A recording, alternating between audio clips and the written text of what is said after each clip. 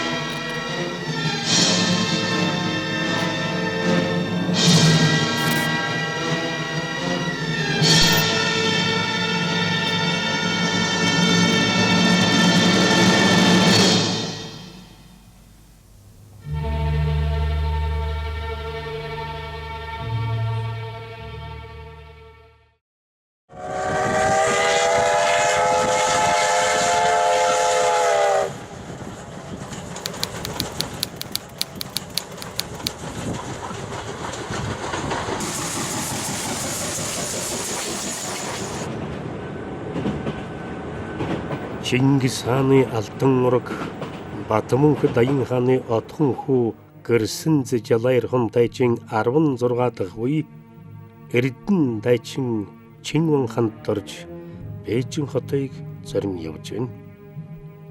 Ханд оржванд хүрээний цахилгаан мэдээний газраар дамжиж хүүгийн тань бий юм уу даруй ирж уулз гэсэн мэдээ Бээжингээс ирсэн байдгийн. Чингэн нутагаас гарч өдөр шөнөгүй дахисаар цагаан хэрэмний бат хаалх хурж тэндээс галт тэргэнд сууж Бээжинг зорин явжээ. Олон хоног мороор дахиснаас бие нь агсагдаж цус алдан сүлдэж байсан ч ягаад дуудсан байх вэ? Хүүгийн минь бие яасан болоо гэсэн төгшүүрт бодол түүнийг илүү шаналгаж байлаа.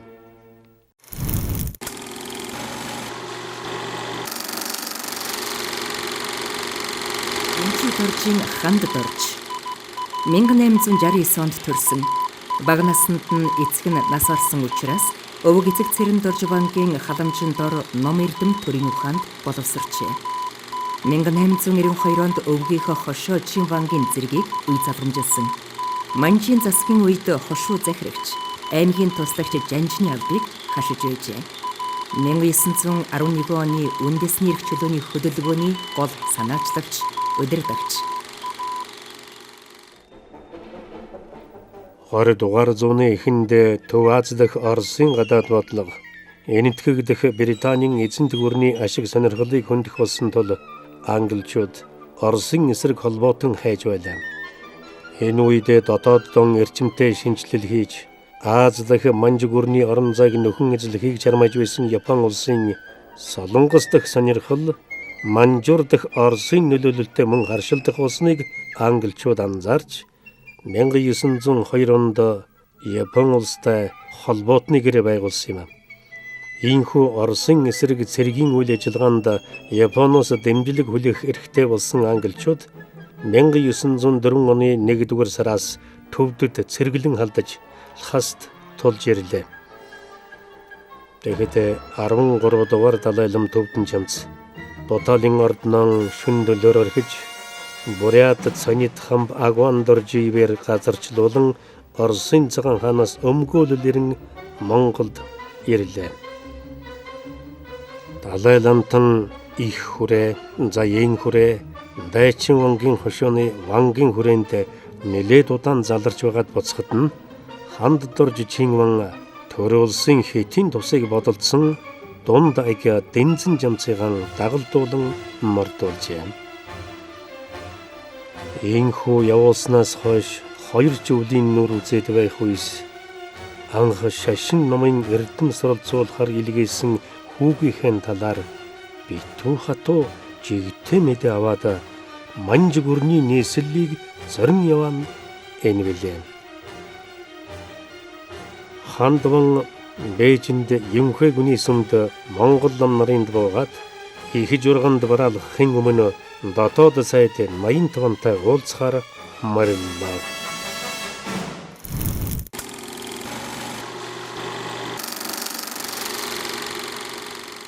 Наинтван Бадаргуулт төрийн 10 дугаар онд Эфес цол хүртэж Манжи хааны ордонд албахаах болсон. Тухайн үед шулуун шарын хошууны хяга захирах дотоод сайдын өндөр албыг хашиж байлаа. Наинтвангаар дамжуулан Монголын ихэс дээдэс Манжийн дотоод байдлын талаарх нарийн мэдээг авдаг байсан бөгөөд тэрбээр монголчуудын Бээжин дэх хамгийн нөлөөтэй нууц төлөөний хүн байлаа.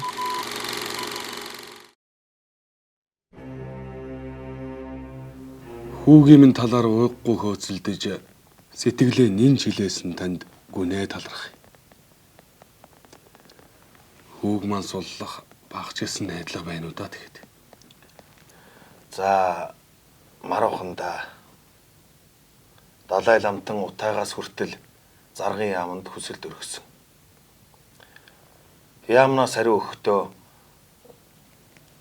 хүүгийн ял хүнд эцэг нь Манжийн төрд үнэн чисэх нь тодорхойгүй хэмээсэн байна. Далай ламтан өөрөө ч хүндхэн буулганд байна. Халахаас утаад заларснаас нь хойш Америк, Япон, Англи, Орос гээд зүйл бүрийн төрийн түвшээ 8 худалдаа ном бичгийн хүмүүс уулзсан гэдэг. Тэгээд Манжийн ан хэлэгнэж бараалах хүсэлтийг нь хүлээж авалгүй удаан жилээсэн. Төвдийг манжаас салгах санаа хилдсэн гэж л хардсан бахад. Яриангүй. Гагцхүү Ванчин богдыг төвдийн тэргүүнд өргөмжлөх хаантны зарилгийг хүлцэхгүй гэж удаа дараа айлтгахсных нь хойно. Мөн Англи, Орос хоёр гүрэн учраа олсныхын дараа л хүлээн авч төвдийн тэргүүн цолыг нь буцаан шийтгсэн. Манж хаантан мэдлэлтэй байлгахын тулд өөр яах ч вүлээд. Гэхдээ Далай ламтан хаантанд бараалахдаа мөрөхөөс татгалзаж төвдийн камужаас сэргээ гаргахыг тулгаж эргээд хааны итгэлийг алдсан да.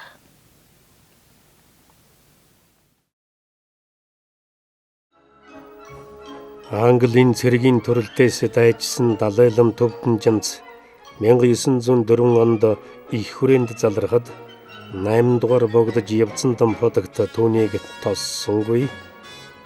Хүрээний Манжамбан Янжи огдгэгэнтэй уулзаж Манжийн хааны зарилгаараа халахын шашныг мэдж байгаа хотогт та явуулын хүнтэй уулзах зохисгүй хэмээн битүү тулгажээ. Тэр үед гандан төгчнөлөн хийдэд ерөөл айлтгах үеэр богдын сентийн дээд талд зассан Далай ламын сентийг лам нар гаргаж хайсныг дуулсан Манжамбан сэтгэл тун хангалуун суусан гэдэг. Хоёр гэгэнтэн ямар ч байсан олны өмнө уулзсан гэх баримт үлдээгүй билээ. Манжийн захиргаа Далай ламыг нэлээд хянаж ялангуяа Жавзандан бутагт Далай лам хоёрыг уулзаж ямар нэгэн Чин улсын эсрэг юм уу ийм үйл үгсэл хөвөлцгийг эсрэг болгоомжилж байсан. За сүүлд Далай ламыг 8 дугаар богд гомдоосон гэсэн гомдлын дагуу 8 дугаар богдын шадар совингоос өгсөн мэдүүлэг дотор бол Далай лам богд хоёр уулзсан мэт одоо ийм байдлыг бас харуулдаг. Энэ нь бол яг архивын баримт сурвалж материалаар мэдэгдэхгүй ч гэсэн богд бол Далай ламад өнгөн дээр одоо ихээхэн дургу байдалтай мэт харагдаж байгаа бол цаагаараа бол Далай ламыг бас нэлээд тусалж дэмжиж Монголд байх боломжийг нь бол хангаж исэн ийм байдал харагддаг. Далай ламтан их хүрээнд байхдаа хожимон Америкийн нэгдсэн улсын ерөнхийлөгч болсон Генри Гувер Оросын армийн хорондоо эрдэмтэн судлаач Козлов нартай уулзсан зэрэг нь Манжамбаны чихэнд байнга хурж байлаа. Далай лам Орос Японы дайны дүнг харзнан гадна дотны элдв хүмүүстэй уулзаж манжуудын сэрдлэгийг төрүүлээд байжээ. Иймээс хүрээний дээдэс таалам цэрэн чимдэр дамжуулан санаа өгснөөр Шинван ханд дорж Далай ламыг Вангийн хүрээнд залрахыг урьжээ.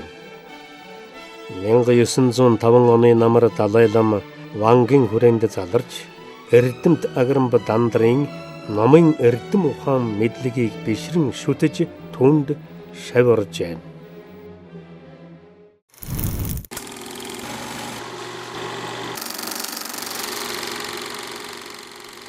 Дандр Аграмб 1835 онд Дүшэт хан аймгийн Дайчин Вангийн хошуу одоогийн Болгон аймгийн Хотог өндөр сумын нутагт төрсөн. Шадуу Дандр буюу Дандр Аграмб бол Бододын гүн ухаанд маш их нэвтэрхий мэрэгшиж гүн ухаан, дун ухаан, ангаах ухаан, нууц тарины чиглэлээр 70 гаруй бүтээлийг бичсэн билээ. Төвд хэлээр туурвсан эдгээр бүтээлээр Дандр Аграмб хожимо дэлхийд нэрд гарсан эрдэмтэн хуврагт тооцогдох болсон юм. Тэрээр их ламтан заваа дамдан хүрээний дамдан сүрэн гавж төрийн их зүтгэлтэн ханд дорж Вангийн багш байлаа. Дандр Аграмб 13 дугаар Далай лам төвдөн жамцын номын багш байсан бөгөөд Далай ламтан Монголд залрах үедээ богд гиганттэй нууцаар уулзах ажлыг зохион байгуулж байжээ. 1915 онд жанжихалсан. 13 дугаар Далай ламыг Вангийн хүрээнд заларч байх үед түүний аминд халдах орлого гарсан. Чинвэн ханд дорж өөрийнх нь хүнтэй зочны аминд халдах орлого гарсанд маш их хилэгнэж дэрэгдийн хүмүүсийн нэлийн ширүүн эрүүшүүлттэй мөрдөн байцаалт явуулж байж төв тогооч нь энергийг үйлдсэн болохоор болохыг нь бол тогтоосоо Чинвэн ханд доржийн хүүд эннийхэн төлөө өс сансан төвдүүд хожим Манжи хааны гүн ордны хаан залардаг хэвсээр хүүг зааж явуулж хэрэг тунгаасан. Манжууд бол бас энэ тусгаар тогтнолын төлөө тэмцээд явдаг. Халахын том ноён ийм хэрэгт хүүн Оросныг далимдуулж түүнийг залхаан зэрлүүлэх аятайхан далим боллоо гэж үздсэн бололтой байдаг. Харин төвдүүдийн энэ оролцооны талаар Чинвэн андарч мдэггүй өнгөрсөн байж болох юм аа. Манжийн эзэн хаанд бараалхаж хүүгийнхээ амийг говьл яадаг бол 100 өдрийн шинтгэлээс хойш Гуэнсю хаан ямар ч ирэхгүй зүгээр л бэлэвсэн хадны тоглоом болсон да. Цэси хадан харин бие барахтай хүн хүлээж авахгүй байгаа гэсэн. Хатантан өдрөө хүлээж байгааг хэлцэх юм. Гэхдээ Гуэнсю хааныг хизээч ширээнд суулгахгүй, эрх мэдэл өгөхгүй гэж бурхан барин андгайлсан гэх юм да. Тэр хатанч бүр цөхрөнгөө баржтэй. Энэ олон дайн самуунч эрх сүрийн дарддаг л байлгүй. Их тууны бослого 8 гүрэн цэргэлснээс хойш л бүр шалтаа буух шиг боллоо. Зөвхөн тэр бослого дайнч биш. Бөөр эртнээс л энэ Манжийн төр гангарч ирсэн. Одоо ч цагаа хүлээж байна да.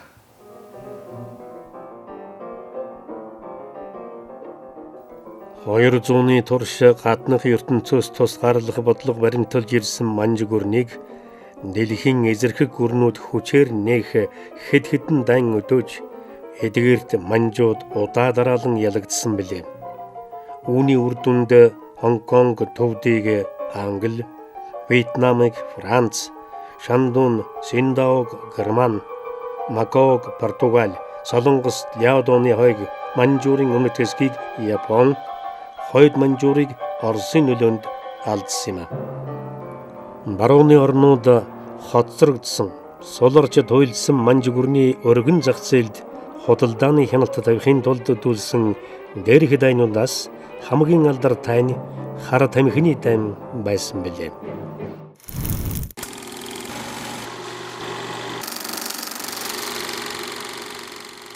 Европт эртнээс өндрөөр үнэлэгдэж эхэлсэн хятад барааг европчууд дан мөнгө алтаар худалдан авдаг ээжээ. Энэтхэгийг эзлэн түрэмгийлсэн англичууд мануфактурынхаа барааг хүчээр шахан борлуулдаг байсан шиг хятадд шахчих бараа Европт байсангүй. Хятадын худалдаачид ямар нэг бараа авахаас татгалзаж бидэнд бүгд бие гисдэг байсан нь бараг үнэн шахуу байлаа. Удалгүй англичууд энэтхэгт тарьсан хар тамхиг хятадд дамлан худалдаалах болж энэ нь аажимда эрг орчмын мужуудад тархан сүүлдээ үндэсний гамшийн хэмжээнд хүрсэн тул манжууд хар тамхины худалдааг хоригложээ. Энэ нь хар тамхины дайн эхлэх шалтгаан болсон байна. Энэ дайнд манжиг ялсан барууны гүрнүүд хар тамхи болон бусад барааг нийт хятад даяар чөлөөтэй зарах болов. Манжийн хаадын урагшгүй байдал, гадаадын гүрнүүдийн эзэрхийг түрэмгээ бодлого зэрэг нь хятад даяар үеийн самун эсэргүүцэл тэмцлийг өрн дуудахтай зэрэгцэн улс орн нь ээлж дараалсан гаднын түрэмгийлэлд нэрвэгдэж байлаа. Энэ нөхцөлд төрд нүүрлсэн хямралыг давах, нөгөө тээгүр мэжийн хувьсгалыг хийж өрнийн улсуудтай энэ зэрэгцгүйц хөгжил дэвшилт хүрч гэлсэн Япон улсын жишгийг дагах зорилгоор Манжийн эзэн хаан Гуансюй 100 өдрийн шинжлэл хэмээх өөрчлөлтийг эхлүүлсэн байдığım.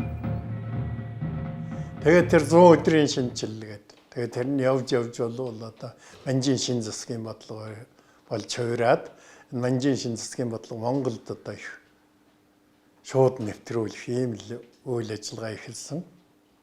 Тэгээд энийг бол ерөөсөө тэр колоничлогдсон улсуудын ноёд Манжийн өөрийн бас Манж хаттын жаахан тухайн үедээ дэвшилсэлтэй сэхэднүүд ноёд бол бас эсэргүүцчихсэн. Ингээл аргагүй байдалд орж ятэр 8 орны интервенц хийгээд үнэхээр арчаагүй хоцрогдсноо мэдсэн. Монгол тэгэхээр энэ үед бол колон маягтай болж хувирч эхэлж байсан юм л үгтэй. Тэгээд тэр их туаны баслага гэж одоо их хүчтэй баслага хөдөлгөөн одоо Манжид өрнөсөн.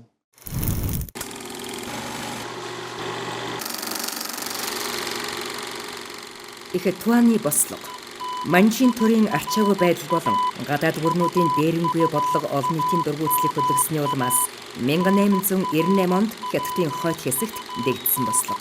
Түүхэнд боксчдын бослого гэж нэрлэгдсэн энэ бослогод оролцогсод эрхэд тэгш бос хэлэлцээрүүдийг эсэргүүцэх, гадны чөтгөрүүдийг хөөн зайлуулах вариандор гадаадынхныг алж хядах, Христосын шашинд орсон эх орон нэгтнүүдээ цаазлах замаар өргөжсөөр 1900 он гэхэд Бээжин рүү товтлох хэмжээний хүчийг хуралдуулжээ. Энэ үед хатан хаан Цэси босовчдод нэгдэж тэдний тулгалтаар Англи, Герман, Австри, Унгар, Франц, Итали, Япон, Америк нэгдсэн улс, Орос их гүрнүүдэд нэгэн зэрэг дайнзарлав. 2 сарын дараа 8 гүрний цэрэг Бээжинг эзлэн авч хатан хаанд шинэ гутамшигт болцол тулгасан. Үүний дараа Цэси хатан хаан босогчдын эсрэг эргэж Манжийн төр барууны эвсэлтэй хамтран 1901 онд бослогыг бүрэн даржээ.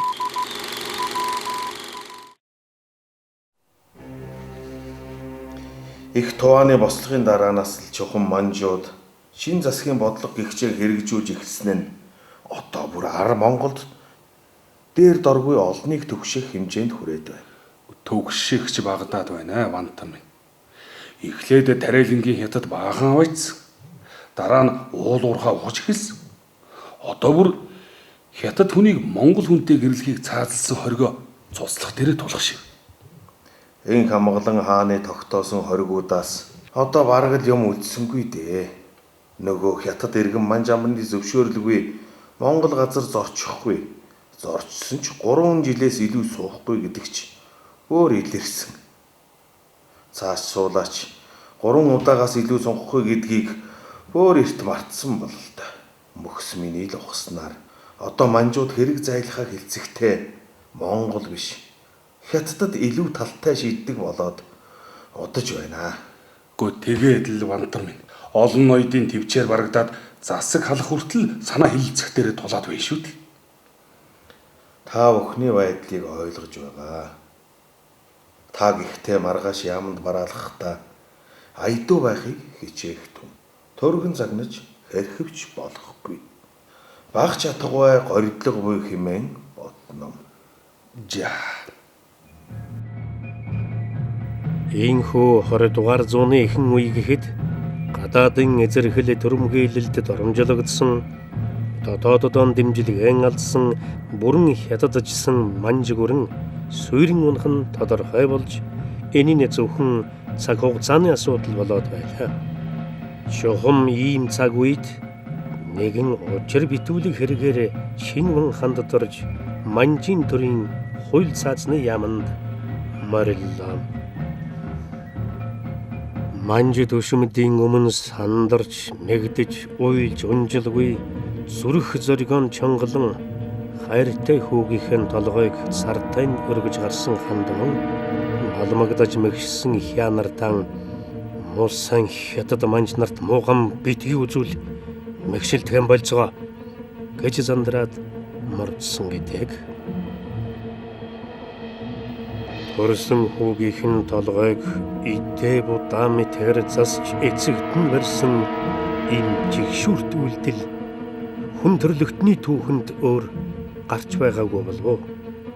Энийг мөхөж байгаа манжийн төрийн ялзарсан санаал гэхээс өөр юу гэх вэ?